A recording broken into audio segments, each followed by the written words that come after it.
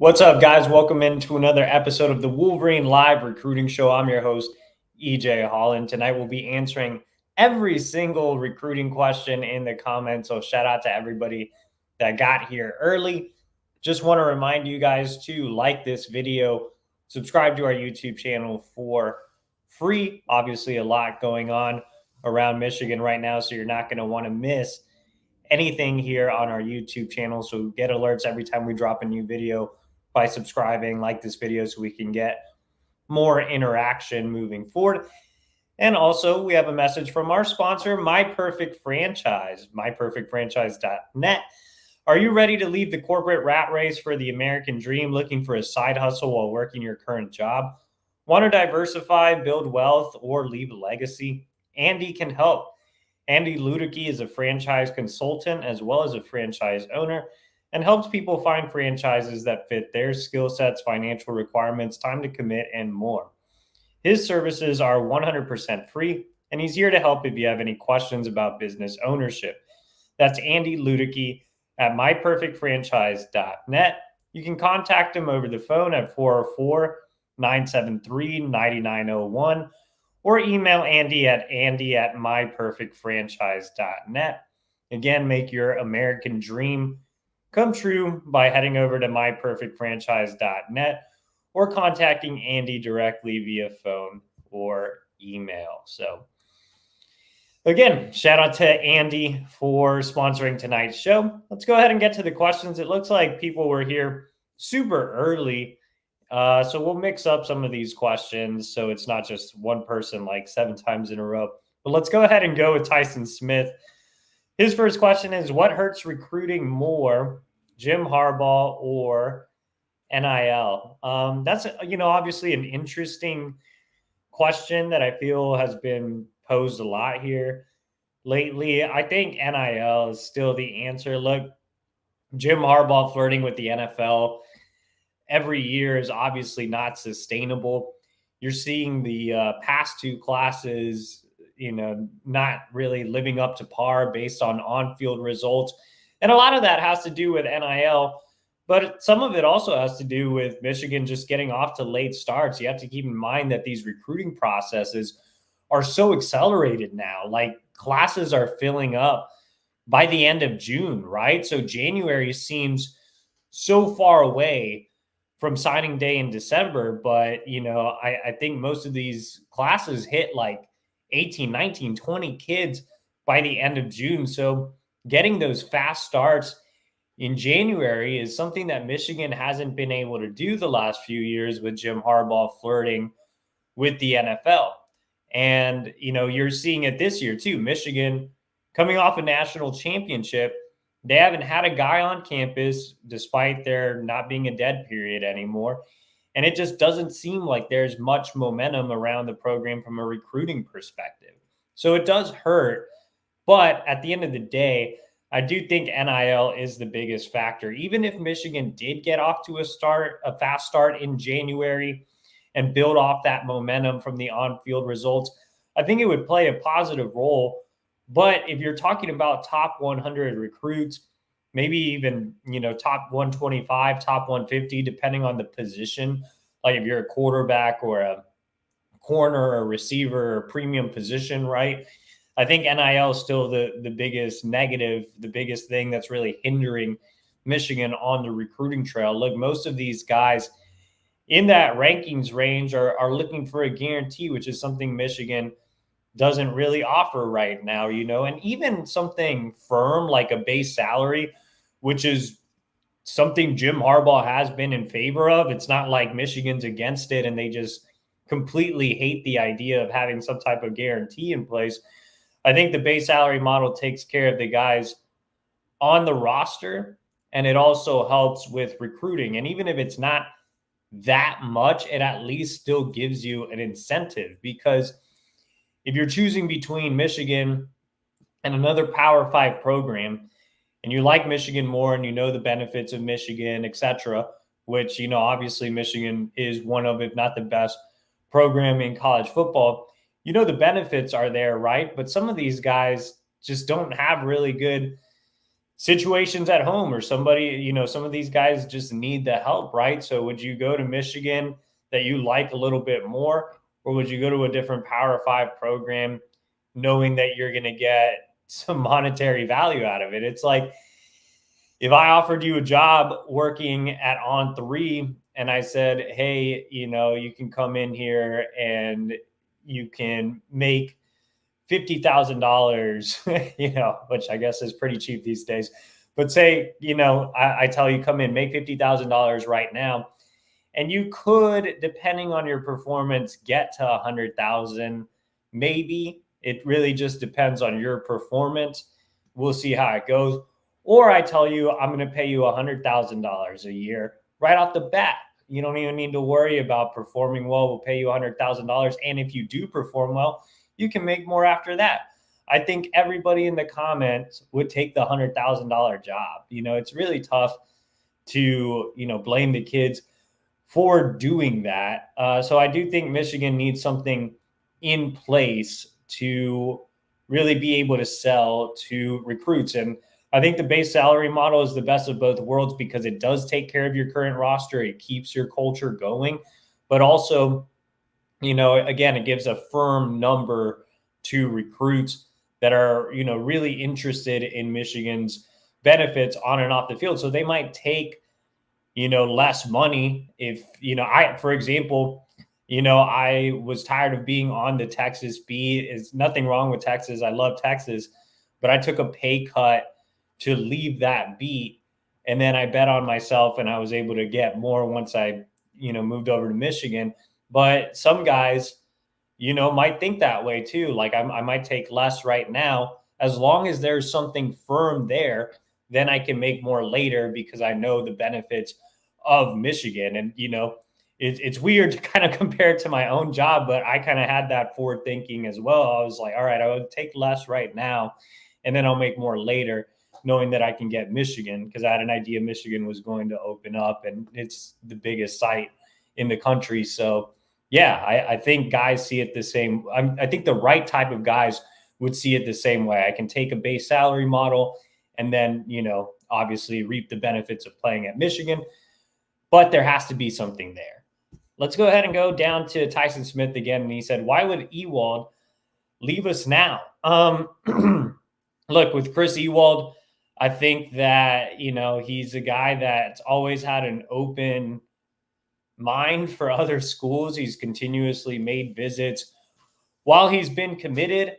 And I think, with Ewald, you're being touted as the face of the class, right?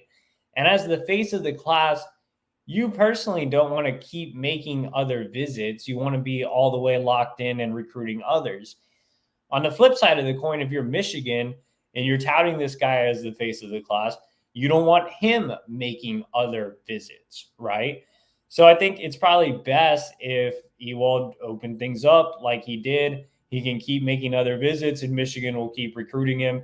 And look, like I've said before, I don't think this is like a Raylan Wilson type situation. For those of you that remember Raylan Wilson, he was committed to Michigan, but I think he only visited like once, and then he ended up flipping to Georgia.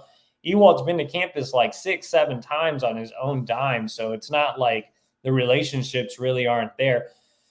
But I think two things with Chris Ewald. One, you have to improve the NIL. He's a top 100 kid from South Florida. He's going to get plenty of offers. And two, just some stability at the head coaching position. So, yeah, I think with Ewald right now, with Jim Harbaugh interviewing and Michigan not having an NIL plan set and him wanting to continue to make other visits, I feel like it was only fair for him to decommit. We have a super chat coming in from Raka23. And he says, maybe before your time, but what receivers are akin to Jehu Chesson and Amara Dorva types Michigan used to recruit? I do not. That is before my time. So I feel bad that I can't really answer your question because I did not cover those guys at all. I'm trying to see what type of receiver you're talking about. So I'm just going to use Google off to the side here. So I think you're probably talking about bigger bodied wide receivers, I guess. Um, yeah, I think guys in the 2025 class that are bigger type of receivers are Quincy Porter. You're talking about a kid that's 6'3", 190 pounds. He's a guy that can really stretch the field with his speed. I mean, great speed for a guy his size. But of course, he's a tremendous red zone threat as well, just being that bigger bodied guy on the outside. I think Quincy Porter fits the bill all the way. I saw him live. He was the best offensive player I've seen or I saw all year. And then as far as another big body guy would be probably Corey Sims from Missouri. You know, Michigan offered him not that long ago. He hasn't been to campus yet. Porter was on campus for the barbecue. But Corey Sims, I think, is, you know, another guy, 6'3", 185 pounds that fits the bill. And look, Michigan knows they need a bigger bodied guy. And, you know, these two guys are kind of high on that board. They've missed on the bigger receivers here lately. You look at the 2024 recruiting class, and you basically landed two true slot guys in Amarion Stewart and Channing Goodwin. So, you know, you do definitely need that true outside presence, that true bigger body presence. So hopefully that answers the question. Like I said, I'm sorry that I'm not super familiar with those two names. Let's go to John A. Schultz. And he says, if Harbaugh leaves, do you think the recruiting situation could improve simply because it eliminates uncertainty? How does being a head coach affect more as a recruiter? And thanks again for that super chat. If you guys do get a super chat and you get to skip the line, so and that money goes directly to our travel budget. Me and Zach are hoping to travel here soon at some point once this whole situation gets figured out. And Zach made an angry face in the background. He's producing. Yeah, we're ready to get on the road and see guys. We just need this to get, you know, situated. But, you know, to answer John's question, if Harbaugh leaves, do I think the situation improves? What it has to improve from what it is right now, right? Michigan's not getting guys on campus, even with the staff out recruiting on the road. Like I reported yesterday, they saw Gatlin Bair, they saw DJ Pickett, they saw a handful of others. But anytime you visit those guys, you're not really selling national championship. I mean, you are, but those guys are all going to ask the same question. Is Jim Harbaugh staying or is Jim Harbaugh going? So I do think it helps. But if Harbaugh does leave, then, you know, I think you have to, I guess you're not running a real coaching search if you quickly pivot to Sharon Moore. But I think Harbaugh leaving is still a big deal just because, you know, he's a living legend guy. I mean, he's one of the best football coaches in the game, pro or college. And so I don't think that I can sit here and be like, yeah, recruiting is going to improve. Harbaugh just has to go. You know, Harbaugh leaving will have ramifications on the recruiting trail as well. But I think, you know, with Sharon Moore, I mentioned this on yesterday's show. If he is the guy that's next up, I think he'll hit the ground running. I think he'll be very aggressive. Once upon a time, Sharon Moore was arguably the best recruiter on staff. You know, when I originally joined this beat, Sharon Moore was the go-to guy.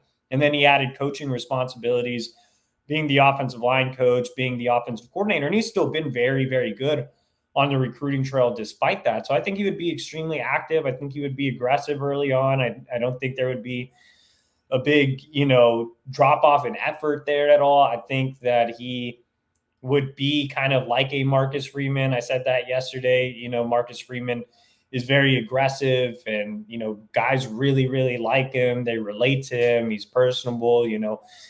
And also, like I said yesterday, Marcus Freeman's not winning any games of significance. Maybe Sharon can. And, you know, Sharon obviously has the benefit of selling a national championship and being a key part of that, beating Penn State and Ohio State as a head coach. So I think that, you know, Sharon would be back to just being Sharon. I mean, he's always been a really good recruiter. So I don't think being a head coach would really affect him all that much. I think he's gotten used to dealing with the added responsibilities. Let's go back to Tyson Smith. And he says, we visited Bair yesterday. What could they have possibly sold him? Oh, man. Well, yeah, Michigan did visit Gatlin Bair yesterday, top 100 wide receiver out of Idaho. Michigan wide receivers coach Ron Bellamy was at his high school and had a really good conversation with his head coach, Cameron Anderson. The cool thing about Cameron Anderson at Burley is he's a football guy. He's one of the best high school coaches out west, even though he's hidden in the state of Idaho. He was actually elected to coach in the All-American Bowl. And so Bellamy just sat down with him and went over wide receiver concepts, the offensive system in general, how Gatlin would fit in. And those things are really meaningful to, a football head like Anderson. And it's the same thing with Bair too, right? Like Bair's a guy that lives in the film room. He's a guy that really is passionate about the game. And one of the biggest factors for him has been scheme fit. How will I be utilized? Can I come in there and make an impact? And he's had question marks about Michigan's offense. Look, this whole recruitment is going to come down to whether or not Jim Harbaugh stays. I think everybody knows that. But I think second on his list is how can I fit in this offense that's not throwing the ball a ton versus Oregon, which is pitching the hell out of having me be a guy that plays in a pass-happy offense that's going to get a ton of targets. And I think Bellamy has done a really good job of showing Bair how he'll fit in, showing both him and Coach Anderson just the actual concepts, the routes they utilize, the way they move around guys, having guys do different things. You saw Roman Wilson do different things. You saw Samaj Morgan do some different things. And, Bair offers a very unique skill set in that he runs in the 10-2s in the 100 meter, and he can do a lot. So, yeah, I think this visit was mostly about offensive fit, and that's really probably the best approach you can take right now, since you can't really talk much about stability with Harbaugh interviewing with the NFL the same day that Bellamy was out there. Obviously, news leaked that Harbaugh was visiting with the Atlanta Falcons. So, Michigan can't do much in terms of saying, hey, Gatlin, we know this is what's going on, but they can continue to show him the offensive fit, especially, what they did in the playoffs, the semifinal game, the championship. They can show him film of that. And I think that was the bigger selling point. Let's go down to Jeff M. And he says, in your 4 years on the recruiting beat, which 5 or 6 high schools have consistently produced the most talented players? To what do you attribute their success? The power private schools like St. John Bosco and Mater Dei in California are the 2 schools that come to mind immediately. Obviously out east, you have Baltimore, St. Francis. That's just a Division I factory. Bishop Gorman in Las Vegas, is obviously another one that's a big time Division I factory. Michigan just got Micah Kaapana out of there. The best high school football is played in Texas and Florida. I think in Florida, you look at the schools down in Miami, and you have St. Thomas Aquinas, you have American Heritage, you have Chaminade Madonna. All of those programs are great. The thing about every school I just talked about, they're all private, so they can recruit. They have great facilities, so that's what makes them great. In Texas, it's a little different. It's public schools kind of rule the world there. So it's not the same as just building one big time roster. Like there, are obviously power programs there like Duncanville and DeSoto and, Allen of the old days, but those rosters aren't all just D1 guys that were recruited across the entire city where they like pack up vans and take like a 45-minute ride to get to school. So I think Texas is a little different, but those are some schools that come to mind. And like I said, I think the biggest thing is just resources and being able to recruit. Jeff M also asked, on 3 ranks Carter Smith as the 11th best quarterback in the class of 2025. Should he be ranked higher? 24/7 has him ranked 17th. Yeah, look, Carter is a really interesting prospect. As I've said in the past, he's extremely athletic. He's a guy that can run the hell out of the football. He'll run you over. He has really good speed for his size. He's already pretty well filled out, though he can add some more weight to his frame. As a passer, he's still very, very raw. Now, he has an extremely strong arm. He's a guy that threw in the 90s as a sophomore. So he can throw the hell out of the ball, but he's not really a guy that's fundamentally sound. He has kind of happy feet. He really needs a lot of work on his footwork. He's not super accurate either. He's a guy that's going to need to work on just timing and throwing motion, just all the intricacies that come with being a pure passer. This is a guy that's always split time between baseball and football. And a lot of people thought he was going to go to the baseball route because he did throw in the 90s at such a young age. But he loves football. He's dedicated to being a quarterback. He's actually working with a quarterback trainer right now. And so I think when you have a guy that can run the way he does, and like I said, he's a really special runner, it gives you a higher floor and it also gives you a higher ceiling. So, Kirk Campbell was down seeing Carter Smith yesterday in Florida, and really just, from everything I've been able to gather, Campbell and the other staff members just really like his mental makeup, his, tenacity and his work ethic and his willingness to get better and take criticism and apply it to his training and his work with the team. So, yeah, I think with Carter, you look, he was the Gatorade Player of the Year in the state of Florida as a junior, beating out the nation's #1 recruit in 2024, and Jeremiah Smith, who signed with Ohio State. So the potential is unlimited with Carter, but he's such an unfinished product that it's tough to really gauge what he's going to be after he works with a quarterback trainer full time and how much improvement he makes as a pure passer. But just a really, really gifted athlete with the potential to be a special prospect. So, yeah, I love Carter. I think he's going to be, a great, I think he's going to be a great athlete at Michigan. I think he can be a great quarterback as well. And I think he's a great complement to a really high floor, low ceiling guy in Jaden Davis, who's kind of the steady, polished passer that lacks athleticism. Carter obviously has athleticism in bunches, but still needs to continue to evolve as a passer. Tyson Smith says tortillas, popular food choice, I guess. Flour or corn? Zach, not once if you like flour, not twice if you like corn. Zach likes corn, and that's terrible. So no, the correct answer here is flour. It's the best of all tortillas by far. I've also seen like those wheat tortillas. Get that out of here. That's garbage.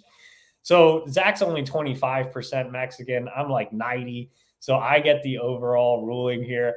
And I'm going with flour. Even when they try to give me, or I make homemade enchiladas, and I use flour tortillas. I don't want corn. I use the smaller flour tortillas. So no, corn's terrible.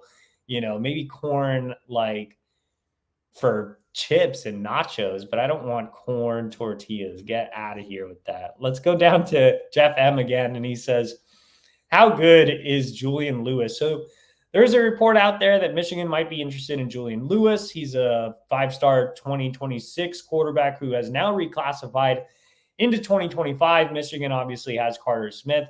Lewis is currently committed to USC. He's now ranked as the number 10 overall prospect in 2025. Look, the question is, how good is Julian Lewis? The answer is he's great. I've seen Julian Lewis before, and I think you could make the argument that he's better than Bryce Underwood. I love Julian Lewis. I think he is an amazing prospect. If I had to rank Lewis and Underwood, I'd probably go Lewis #1, to be honest. So in saying that, no chance here. Let's go ahead and go down to John A. Schultz. Well, you don't have NIL. You don't have a chance, Zach. Zach's laughing because I quickly moved on. John A. Schultz says, which state is underrated when it comes to producing D1 talent? We all know about Texas, Florida, Georgia, Cali, Ohio, Pennsylvania, but I would like to hear of a random smaller state. Maryland, DC. I mean, DC is basically in Maryland. Come on. I don't even know why we classify it as separate, but DC, Maryland, DMV in general has a ton of talent. Obviously, that area produces just so many big time prospects. You have one of the best high school programs in Baltimore, in, St. Francis, which every starter on St. Francis's roster has a D1 offer, basically. You have talented targets there for next cycle for Michigan, whether it's, Iverson Howard or Jeff Exeter or Kano Winston. Like, there's just, a ton of Michigan offers in the DMV. DC in particular has been home to, 5 stars like Nicholas Harbaugh and Dylan Stewart in back-to-back cycles. So, yeah, I mean, DC, Maryland obviously makes a ton of sense. Ralph Melvin trying to give Connecticut some props. The thing about Connecticut is they get the boarding school kids. So, yeah, Connecticut does have some talent as well. I always enjoy going up there. Butter XO said, were we close in the recruitment of Kadyn Proctor, the tackle who just hit the portal? Michigan was, I think, like top 7 or something, but they were on the outside looking in. And I know he had a ton of NIL offers, and that played a role in him flipping to Bama, because I believe he was committed to Iowa at one point, and he talked about not taking NIL deals, and then he ended up at Bama. So, yeah, I mean, if you're asking if Michigan has a shot there because they are familiar with him as a recruit, probably not, because, I'm sure he'll get plenty of viable offers from an NIL perspective. Let's go down. And Malachi asked the same thing. He said, were we a finalist for Kadyn Proctor? Like I said, probably not as far as getting him. But, yeah, Michigan is familiar with him as a recruit. Hyper VK says, is Harbaugh leaving? I don't know who Harbaugh is, but Jim Harbaugh. Is he leaving? I think obviously that's $1 million question, and one I cannot answer. If I had to make a prediction right now, I would say, yeah, he probably leaves. Now is the time to leave. I mean, he's accomplished everything he set out to do at Michigan. JJ's leaving. You have uncertainty at the quarterback position. The defense is going to be hellacious, but when you have, unanswered questions at quarterback, the most important position in football, and you don't really have a stacked wide receivers room either, it's tough. I think right now, if I were Jim Harbaugh, I would be taking a hard look at leaving. He obviously is, so I wouldn't blame him if he does. Let's go down to Hyper VK also asks, who will be our starting quarterback? I have no idea. I don't think the starting quarterback is even on the roster right now. Let's go down to Samar Luke. He says, anyone else wondering why we're not hitting the transfer portal as hard as we did last year? I'm not a transfer portal guy, but I can probably tell you 2 reasons. One is Michigan was all in on winning a national championship this year. This was the season to do it. And so I think they got a little behind on recruiting out of the transfer portal because they were busy coaching 2 of the most important games in Michigan history, obviously the Rose Bowl and the national championship. And the second thing is I think NIL has become even more prevalent in the transfer portal. Like, you're seeing a lot more NIL pushes. At least I feel like that from the outside looking in, that schools are really starting to shell out on NIL in the portal. Like we just talked about Kadyn Proctor. I think he probably commands more NIL this year than he would have last year, right? So I think those are 2 big reasons. ShadyBill03 says, are there any potential 2025 commits coming soon? I've heard multiple guys now say they're confident in Coach Moore. Yeah, I put a story up earlier this week over at thewolverine.com, which if you're not subscribed, it's, $1 for 1 month. But yeah, I mean, I think a lot of guys are close. You can name Marcus Wimberly or Jalen Williams, etc. I can sit here and I can give you a list of 10 guys that I think are favoring Michigan or have Michigan in their top 3, but it doesn't really matter because they don't really know if Coach Moore is going to be the coach, if Jim Harbaugh is going to come back. I know we're all saying, oh yeah, Harbaugh leaves, quick pivot to Moore. We're not, 100% sure that happens. The kids aren't 100% sure that happens. They would like to see it happen.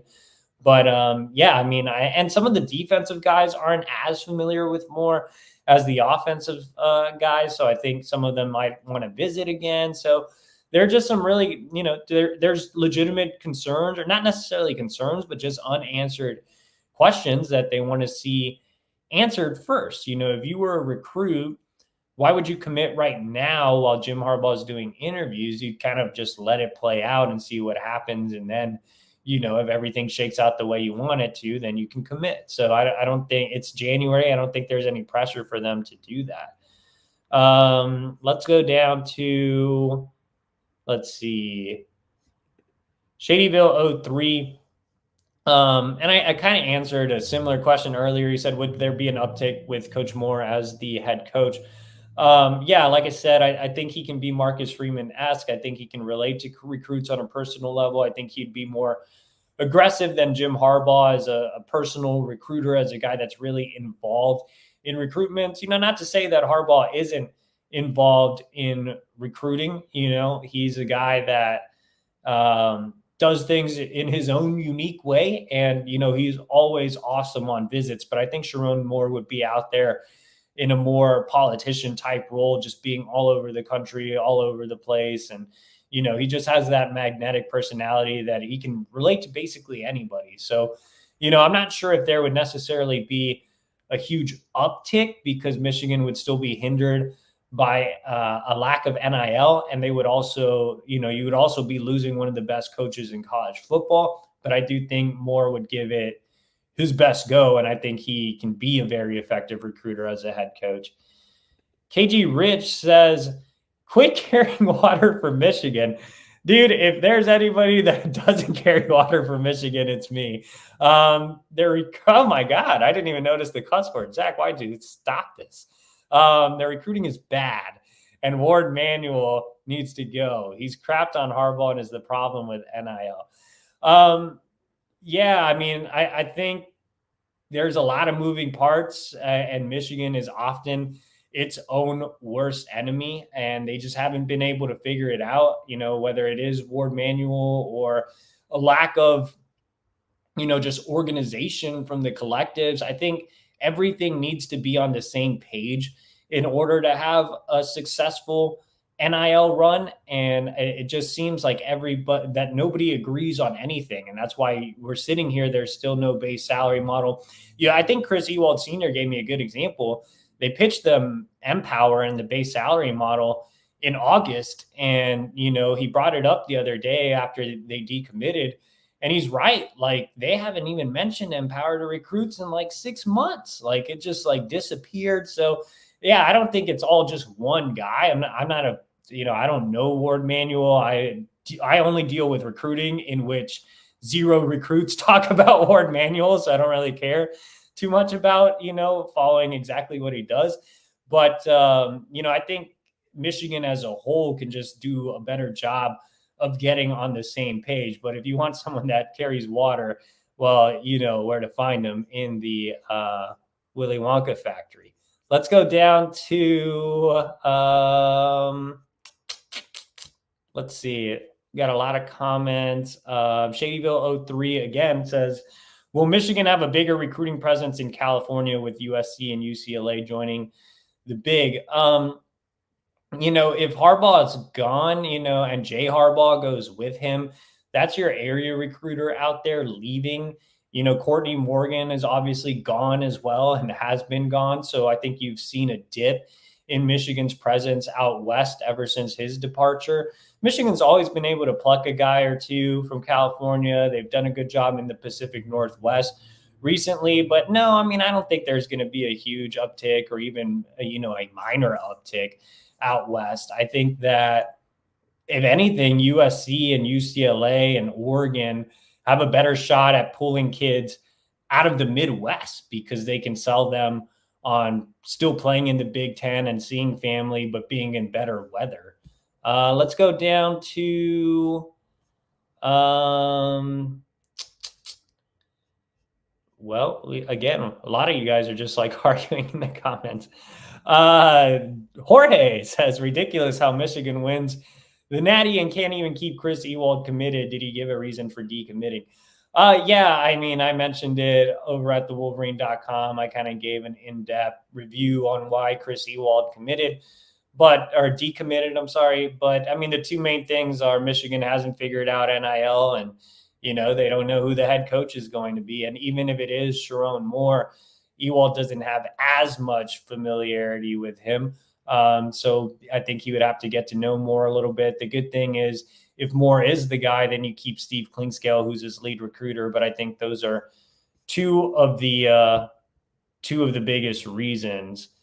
Shadyville 3 says, is there any chance the recruiting department expands? The big SEC schools have full recruiting departments. Yeah, obviously I covered one at Texas. And, I think if Moore becomes the head coach, there would be more willingness to outsource.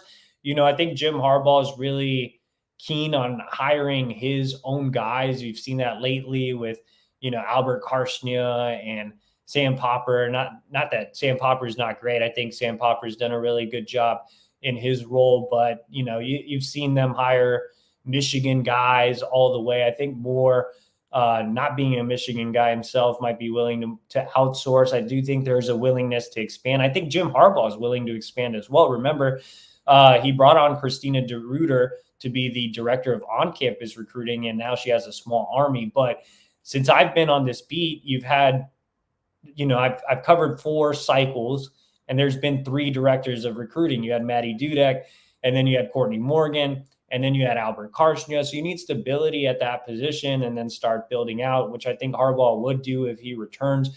But I think Sharon might make better hires because he is willing to outsource if he is the head coach. So let's go down to let's see. Sorry, guys. I think Malachi was asking about Bryce Underwood and then said to lose him to Brian Kelly, of all people. Like I said, with Bryce Underwood, he's always had a wandering eye for the South. And I think NIL played a big role. And it wasn't necessarily losing him to Brian Kelly per se. It was more, just, here's NIL. I want to play in the South. LSU has thrown the ball around. They had Jaden Daniels. So, yeah, I think that's pretty much what happened with Underwood. Let's go down to John. I'm not sure which question you said, but if you re-ask it, I will answer it. I'm not sure why. There was just so many comments today, and I don't know if you guys were actually asking questions because there's just so much argument amongst you guys. But Adam Shepardson says, did Zach get his facial hair together? And Zach saying no. So last night's show, Adam was the one that noticed that Zach's facial hair is literally in a diagonal line. So Zach's covering his hair right now behind the scenes, and he's trying to get that sorted out. Let's go down to struggle streaming with BK. He says, EJ, which position coach needs a win in recruiting the most this cycle? I believe it's Ron Bellamy. Your thoughts? That is a great question. I think the guy that needs a win the most this recruiting cycle. Well, Mike Hart got his because, I obviously was not a big Mike Hart fan on the recruiting trail, and he landed an absolute whale in Jordan Marshall. So he got his. So I think the guy that needs to land the big time prospect would be, probably, I like your Bellamy answer. I'm just trying to go a different direction. I think it's Klink. I think Klink needs to land the big guy. Klink's been involved in a lot of recruitments. He helped bring in Jacob Oden and Jeremiah Beasley, but he landed Jair Hill, who was a borderline top 100 guy. But I think corner is such a big position of need heading into next cycle. The corner room isn't exactly overwhelmingly impressive. Klink was touted as an amazing recruiter at Kentucky. And look, I like Klink. I think he's a really good recruiter. He's kind of handicapped by Michigan not really having NIL, and you need it at a premium position. Same thing with Ron Bellamy.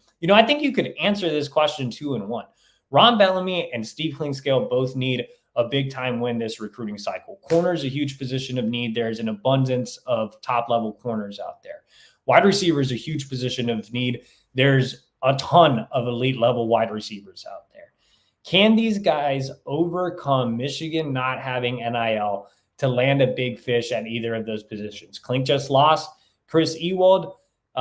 There's no wide receivers committed. There's no corners committed right now. So, I think it's Clink and it's Bellamy. Those two guys, I think, need the big win. And I think they're both the frustrating thing is I think they're both really good guys. I think they're both really good recruiters. Obviously, I covered Bellamy as a head coach at West Bloomfield when I was doing the Donovan Edwards recruitment. I've met Steve Klinkskill before. Those guys are both great. I want to see them win some big battles on the recruiting trail, but they have to overcome NIL, and Bellamy to an extent has to, the thing about Bellamy, he's at a bigger disadvantage than Clink because Clink can at least sell the defense and, the scheme and it being an NFL style and Will Johnson, etc. He has things to sell. Ron Bellamy does not. If you're an elite wide receiver and you look at Michigan's offense and, JJ's being touted as a first-round quarterback, but that offense still isn't wide receiver friendly in a sense. So I think a lot of elite receivers have questions, and even guys that are super interested like Gatlin Bair still have questions, and Bellamy is having to recruit against that and not having NIL. It's a tough situation for him. Let's go down to, let's see. Daniel. Oh, sorry, Zach. Zach's helping me out with questions. Daniel Chavarria, he says, do you think the downfall of Michigan football is on the horizon with more darkness coming like Rich Rod and Hope? I mean, I would hope not. I don't want to cover recruiting in the dark times, I guess. But yeah, I mean, I think the defense is going to be really good this year. I think the offense obviously has some question marks, and recruiting's obviously had question marks. You're bringing in classes that aren't top 15 classes the last 2 years, despite the on-field success. And I think that's a cause for concern. Not having an NIL plan in place is a cause for concern. Jim Harbaugh can mask a lot of issues. Not saying that I don't believe in Sherrone Moore, but you're talking about one of the best coaches in the game, and losing him would definitely suck. So, I'm not going to sit here and say, I definitely think dark times are coming, but I mean, I think Michigan definitely has a battle on its hands, especially with the conference expanding, the schedule getting tougher, and things of that nature. Let's go down to Steve Brule. Any real chance with the 2025 Bishop Gorman offensive lineman? So, yeah, there are 3 guys on the Bishop Gorman offensive line. Zach, hold up how many fingers that guys have visited, because Zach has been on the Bishop Gorman beat, and the answer is 2. 2 of them have visited, including S.J. Alafatuli, who I think is the highest ranked out of all of them. He is the number 54. He is not the highest ranked. Is it Douglas Utu? Well, SJ is the number 54 offensive lineman in the country. Douglas Utu apparently is ranked higher than that. I mean, the Bishop Gorman offensive line is absolutely massive. Having the Micah Kaapana connection definitely helps. Zach's been out to see them. Like, I just said, 2 of them have already visited as well. I think it's going to be tough to pull some of these guys, the other being Ali Kalaniuvalu. Definitely did not say that right. But all these guys are ranked in the top 300. And I think Michigan has done a really good job of recruiting all of them. I think Kaapana is definitely helping. I think they're going to be tough pulls, but there's definitely a chance. Let's go down to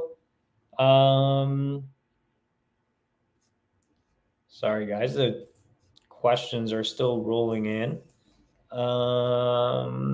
Anyone we're recruiting in the great state of Texas? Yeah, obviously my home state. There are a lot of guys that Michigan's recruiting in Texas. I mean, the big ones are the wide receivers, right? There are a lot of talented prospects out there. Andrew Marsh. Look at that, Zach. We were on point, man. I didn't even know you were pulling up that profile. Andrew Marsh is the number 19 overall prospect in the state. He's visited Michigan, or 19 overall prospect in the country. He's visited Michigan. Just a big-time talent out of the Houston area. You see the usual suspects are involved: LSU, Texas, Oklahoma, USC. but he has a great relationship with Ron Bellamy. Like I said, he's visited. He was impressed with Michigan's run to the national championship. So he's a big target. Kalik Lockett is another top 100 wide receiver. He visited Michigan twice in the summer. He's a former teammate of Alex Orji. He can really go. He's been a riser in the rankings. Texas has the lead there on the On3 recruiting prediction machine, but Michigan is second, and they are in good standing. Some other receivers that Michigan's in the mix with, Taz Williams, Quanell, Farrakhan Khan. The guy that I really like, that I think is a massive target, and I would love to see Michigan land him, but it's going to be tough because he is a top 100 recruit. Riley Pettijohn out of McKinney, Texas.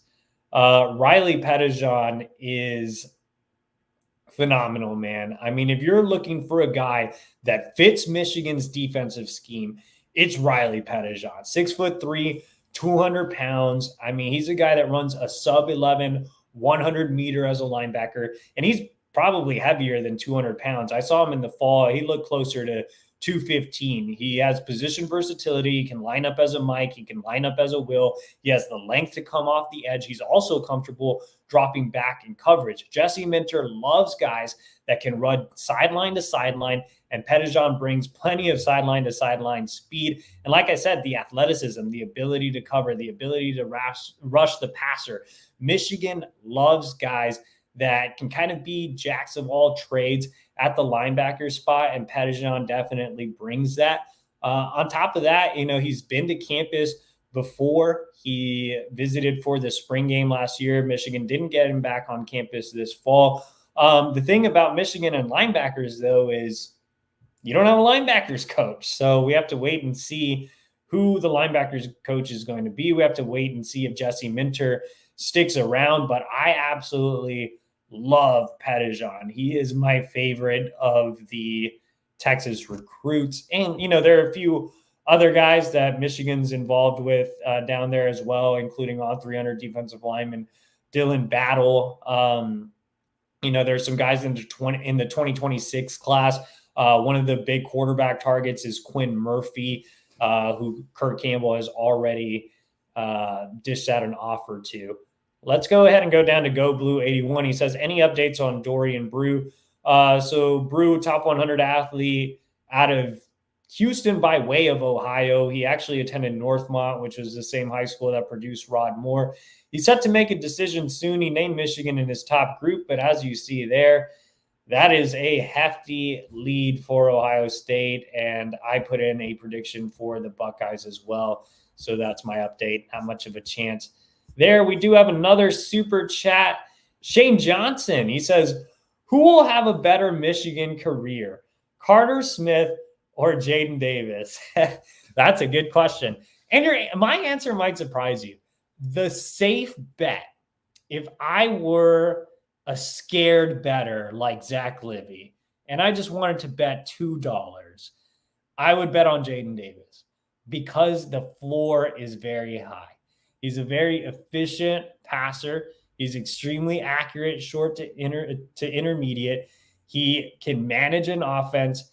He has high processing ability. He is a great fit for Michigan's pro-style scheme. He can hit the deep ball every now and then, but it's inconsistent, as you saw there. He can, at worst, be Cade McNamara. He's not very athletic. He can't run. He can, at worst, be Cade McNamara. And if Michigan can fill those other pieces, you saw Cade McNamara win at Michigan. And I think I'm more confident in Jaden Davis's ability as a passer. And obviously, to succeed at Michigan, I think you need to be accurate. I think you need to protect the football. I think you need to be a student of the game and manage the offense. Jaden Davis checks all those boxes. But the reason I'm not huge on Jaden Davis is because I'm a big betting guy. I bet all the way. And so I'm going with Carter Smith. Me as a big bettor would bet on Carter Smith's ceiling. I would lose my $200 while Zach would lose his $2. I am going all the way in because the ceiling's so high. I can get so much plus money out of Carter Smith Like that guy can turn into a Tim Tebow. Like he can run. He's super athletic. He can throw the hell out of the football. Someone has to teach him how to do that. But if you're talking about a special athlete with an unlimited ceiling, it's Carter Smith. Carter is such an exciting recruit. Jaden Davis is a little bit more of a boring, slow and steady recruit, which is fine. You can win a lot of games with slow and steady. But Carter Smith, man, just brings that X factor. Like I said, the ability to run raises both your floor and your ceiling, and he can just be a dynamite guy back there. But you also risk losing your money because he's nowhere even near the ceiling as a passer, like nowhere even near Jaden Davis as a passer right now. He has a lot of work to do, but again, he can throw it. I mean, if you throw in the 90s as a sophomore, man, that's insane. So yeah, I mean, I'm interested to see how Carter comes along as a pure passer this offseason. Again, safe money's on Jaden Davis, but big money is on Carter Smith, and I'm a big money guy. Let's go down to Rocka23, and he says, what do you think Alex Orji's ceiling is? We all see the comparison to Milroe. Yeah, I mean, when I evaluated Alex, and the cool thing is and there's video from me seeing Alex as a recruit, and you can already see that he was, very physically impressive, just a big dude.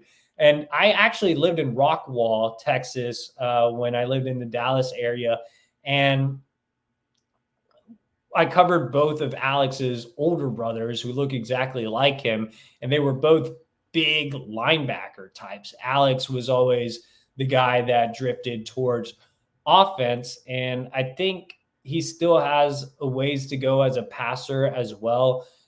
From the game stuff, it's hard to really tell if he's improving because he doesn't really throw when he's out there. He's another guy that's a gifted athlete. I think Carter has more of a ceiling as a passer than Alex did. But yeah, I'm interested to see what his ceiling is. I don't think I have a real prediction there because I haven't covered him in a couple of years. So I have no idea how to gauge how he's been developing as a passer at Michigan because we haven't really seen him do it. But the dude can obviously truck people. He can run. He's definitely a very, very interesting prospect. So shout out to Rocka23 coming back with another super chat. Shane Johnson comes back with another super chat. He says, can Carter Smith crack top 100 by graduation? Yeah, I mean, I think he can. I think if he really shows development, remember Carter is a junior, so it's not like this is his last year to really develop. He's going into his senior season, and then he'll have, I guess he'll go straight to Michigan as an early enrollee, but he has an entire, basically an entire calendar year from now to the early signing period, and definitely an entire calendar year from now to when he enrolls at Michigan. So yeah, I think by the time he signs his letter of intent, he can, if he really shows strides as a pure passer, if he gets to work with, the quarterback trainers he's training with and really shows that he can improve his throwing motion, can really improve his footwork, I think that Carter has that chance. Obviously, he's very impressive when you watch him. He was the Gatorade State Player of the Year in Florida for a reason. So yeah, I mean, I definitely think it's a possibility, and he's not that far off on three. I think he's ranked like number 113 or something. The reason his ranking from an industry perspective is so down is because 24/7 has him as a 3-star. They're the only service that has him in that range. All right, we already hit like 55 minutes. So shout out to all you guys that came in and asked questions. I'm going to try to scroll through this real quick and just see if I can find any questions that I missed. And we're going to go super quick, rapid fire. Coach Jake WCB says, at what class or level does he play in the state of Florida? Top competition? He plays at Fort Myers, Bishop Bureau, so not one of the real powerhouses. It's not an American Heritage or a St. Thomas Aquinas or Chaminade Madonna or anything like that. But he does play against a couple of quality Tampa schools in non-conference. I know he plays against Tampa Catholic, which has several D1 guys. He plays against Tampa Jesuit, which definitely has D1 guys as well. The rest of the schedule is just kind of good Florida ball. So, not the greatest competition, but plays decent competition. Let's go down to our green. He says there's too much emphasis on stars. Hasn't Michigan proven that? Yeah, I mean, there's definitely guys that they develop. Obviously, I think they have a really good range that they hit on, which is probably 100 to 300. And then you have, the 3 stars that they mine, like a Rod Moore or Chris Jenkins. But I think to really reach that pinnacle, you still need the top 75 guys like JJ, like Junior Colson, like Donovan Edwards. I think I had Zach Zinter graded as a top 100 guy. I had Blake Corum graded as a top 100 guy. So you still need those, really high level players as well. Let's see. And let's see if we missed anybody else. Notorious T asked Julian Lewis. I answered that earlier. Don't think there's much of a chance there. Let's see. Malachi says we just raised like 8 million. Where's our recruiting package? Again, I think right now the focus is probably on roster retention and getting some of those guys back. I know Donovan Edwards will probably have a pretty good deal in place. And is that it, Zach? Do you see any other questions? Zach is producing in the background. Let's see. I think that's it. There are so many questions and comments tonight. So shout out to everybody for joining tonight's show. I think that was it. Zach, you can look through some. That is it. All right, cool. All right, that's it, guys. Appreciate you guys for making this a super long show and kind of a downtime in recruiting. So it was good to chat and actually talk recruiting, because Zach and I have kind of been frustrated with that. So great to hear from everybody. Make sure to like this video, subscribe to our YouTube channel for free. Also subscribe to thewolverine.com for $1 for 1 month. And we will see you guys next week.